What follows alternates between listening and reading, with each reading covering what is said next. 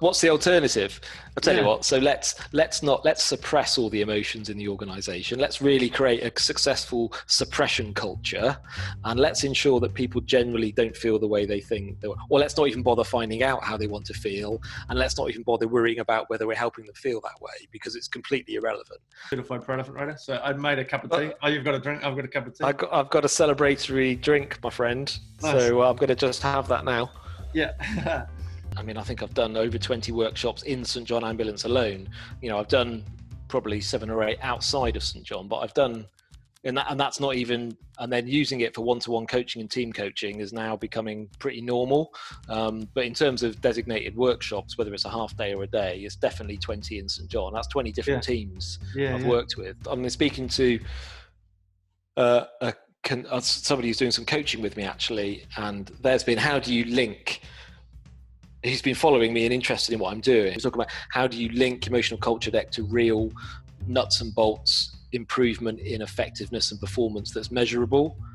And I said, the great thing about this is just a whole host of evidence around that. But I said to him, often the way that I'll have that conversation is, if it's a chief finance officer, well, how, what's been the increase in the bottom line or the margin as a reality of your intervention, Steve?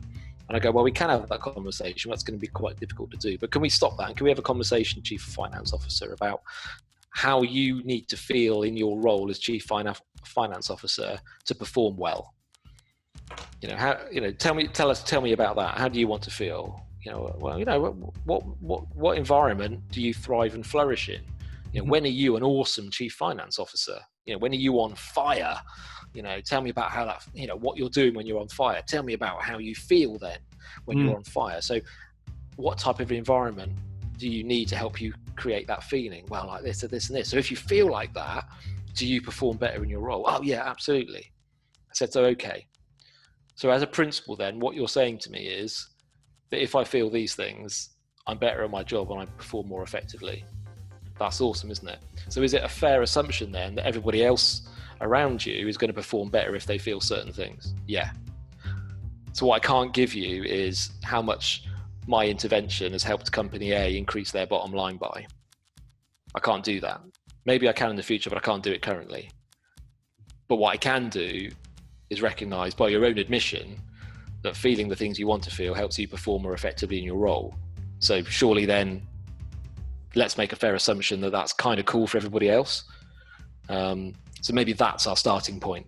And maybe then the discussion we'll have is, what objectives do you need to reach? Or where are your gaps? Or what is your bottom line issue?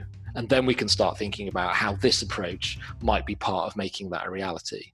Yeah. But if you're wanting me to get over your cynicism by giving you I worked with company A and over 3 months we increased the bottom line, I can't do that. I can't do that. And but we can have a different discussion, and that feels a bit of a cheeky way, but it's got to be the conversation, because maybe there is great research out there, but I don't have it. I mean, there's lots of research around, compassion, and I get, but in terms of how much does it increase the bottom line, that's the conversation I want to have. Yeah. Then that becomes a bit more of a fluid conversation, Yeah. And there's macro research out there, and there has been for 20 years talking about the impact of ROI on emotions in the workplace, and that exists. We might not necessarily have it for every company we work with right now, but we know that exists at a big level. But as you say, there are definite tangible benefits to having these conversations right now with our people, because emotions are inextricably linked to our attention system. Like, that's one of the things that emotions do. They help us they help us direct our attention or direct it away. They're a signal to approach and avoid as well. It's like, we need to be having these conversations. But I really love the way that you approach that conversation, because it makes it real. And also at the end of the day, how can you put a price on being a good human being with each other? Yeah, absolutely. What's the alternative? I'll tell you what. So let's suppress all the emotions in the organization. Let's really create a successful suppression culture, and let's ensure that people generally don't feel the way they think. Or let's not even bother finding out how they want to feel, and let's not even bother worrying about whether we're helping them feel that way, because it's completely irrelevant. So, is it a fair assumption that by not attending to people's emotions and feelings, that we feel confident that's going to lead to an increase in the bottom line? Because you can give me your chief financial officer saying, well, but I can tell you, Steve, I got great results when I was like whipping everybody over the head with it. I say, but is that the same as you got sustainable improvement over a period of 3 to 5 years? Or is that you got one great quarter done by working everybody to death, and then you got turnover and everything else, and absenteeism, and because what are you interested in? Are you interested in the short-term improvement? Because just do what you did, because that'll probably improve things over the short term. But if you want people to stay with you over the medium or longer term, I challenge you as to whether that's a successful strategy.